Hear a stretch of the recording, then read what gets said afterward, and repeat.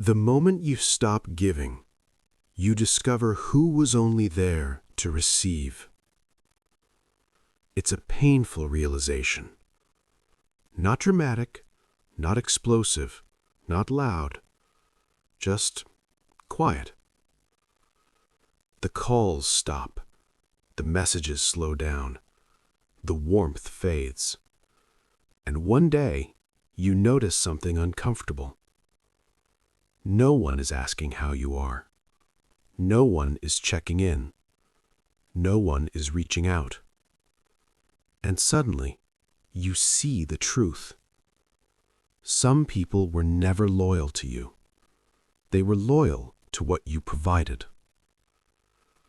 To your attention, your help, your time, your emotional support, your presence when they needed it. And when the giving stopped, so did the relationship.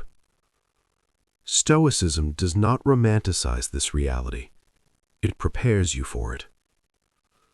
Most people grow up believing that relationships are built on loyalty, connection, and unconditional care. But if you look closely, many relationships are built on something simpler: exchange. You give attention, they give company. You give support, they give validation. You give time, they give a sense of belonging. And as long as the exchange feels balanced, the relationship survives. But the moment the balance changes, something shifts. You become busy. You stop solving their problems. You stop being available all the time. You stop overextending yourself. And suddenly, the structure collapses. Not because people are evil, not because they plan to betray you, but because many relationships are conditional by nature. From a Stoic perspective, the real problem is not their departure. The real problem is this: you expected permanence from conditional bonds. You thought, if I give enough, they'll stay. If I'm always there, they'll always be there too. If I'm loyal, they'll be loyal back. But Stoicism warns us about this illusion. People are not permanent. Circumstances change. Priorities shift. Emotions fade. And when conditions change, many relationships change with them. This is not cynicism. This is clarity. Human beings are wired for reciprocity. Your brain constantly tracks exchanges: who gives, who receives, who owes. It's not cold, it's biological. For most of human history, cooperation meant survival. You helped those who helped you. You stayed close to those who benefited you. So many connections today are still built on mutual benefit, not deep loyalty. And when the benefit disappears, so does the connection. Another dangerous illusion comes from giving itself. When you give a lot, you feel valuable, needed, important, appreciated. You start to think, they care about me. But often, what they care about is not you. They care about your help, your presence, your solutions, your usefulness. And usefulness is not the same as loyalty. As long as you are useful, you feel secure. But the moment you are no longer needed, that security disappears. And that is when the truth becomes impossible to ignore. Many people don't stay because of your character. They stay because of your function. Another reason we overgive is fear. Fear of being alone. Fear of being forgotten. Fear of not being important to anyone. So we overcompensate. We solve their problems. We stay available at all times. We tolerate imbalance. we give more than we receive. Because giving feels safer than being abandoned. But overgiving does not create respect. It creates dependence. And dependence is fragile. Because once the supply stops, the connection breaks. The Stoics understood this deeply. Epictetus said, "Never depend on what is not your own." Other people's loyalty is never fully yours.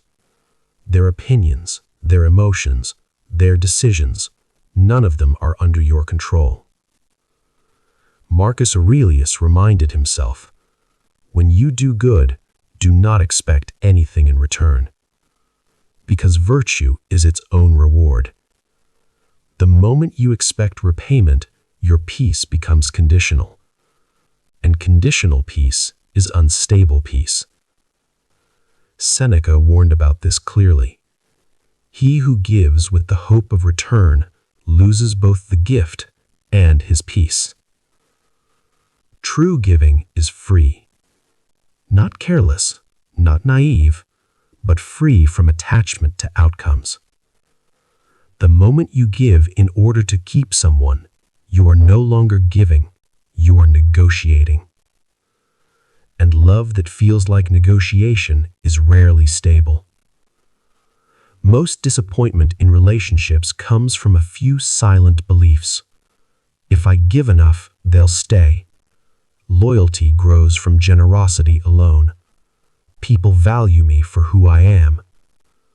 But reality often shows a harsher truth. Many people value what you do for them, not who you are. And that realization can feel brutal.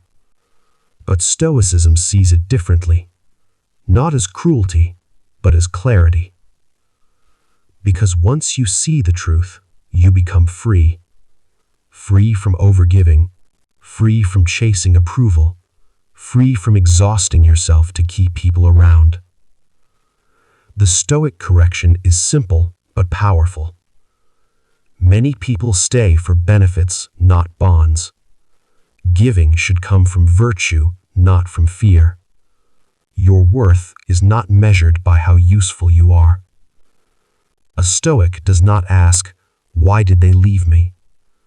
They ask, "Was I acting with integrity regardless of the outcome?" Because integrity stays, people often don't. Imagine two different ways of giving. In the first, you give because you're afraid. Afraid of being alone, afraid of losing them, afraid of being forgotten. So you overextend, you overpromise, you overgive. Your giving is not strength, it is anxiety in disguise. In the second, you give from stability. You help because it aligns with your character. You support others because it is the right thing to do, but your peace does not depend on their response. If they stay, you appreciate it. If they leave, you accept it. That is Stoic giving. Quiet, steady, unattached. The moment you stop giving out of fear, your relationships change. Some people drift away. Some connections dissolve. And at first, that can feel like loss. But over time, you begin to notice something else. The people who remain are different. They check on you without needing something. They stay even when you're not useful. They respect your boundaries. And slowly, your relationships become fewer, but stronger.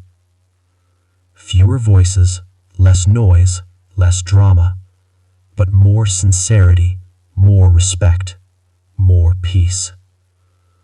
Because Stoics prefer truth over comforting illusions. Here is the rule: cold, simple, unforgettable. Give from strength, not from the fear of being alone. If they stay, good. If they leave, clearer. Because those who disappear when you stop giving were never truly there. And clarity, even when painful, is always better than a comfortable lie. Stoicism does not fear this truth. They welcome it. Because every illusion that falls away reveals something stronger underneath: self-respect, independence, inner peace. And that is worth more than any relationship built on convenience.